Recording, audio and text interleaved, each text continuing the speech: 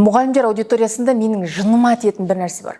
Бұл 99% мұғалім өзінің қолынан ештеңе келмейді деп ойлайды. Ойлаңыздаршы, өзіне сенбейтін, өз ісіне сенбейтін, өзінің тәжірибесіне сенбейтін адам қалай сабақ береді? Қалай болашақ ұрпақты тәрбиелейді? Ол кісілерге кәсіп аш десең, ой, мен мемлекеттік қызметкермін ғой, маған болмайды дейді. Анау не дейді, мынау не дейді. Сонымен қоса, ол кісіге өзіңді дамыт, тәжірибеңмен бөліс, не эгоист болып бір орында отырсың десең, қорқамын дейді.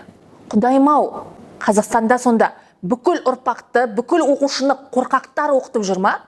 Менің ашуым келетін нәрсе осы. Ренжімеңіздер, бірақ ұстаздар аудиториясы көбінесе сіздер тәуекелшіл емес, өзіне сенімсіз болып келесіздер. Бұл өте өкінішті.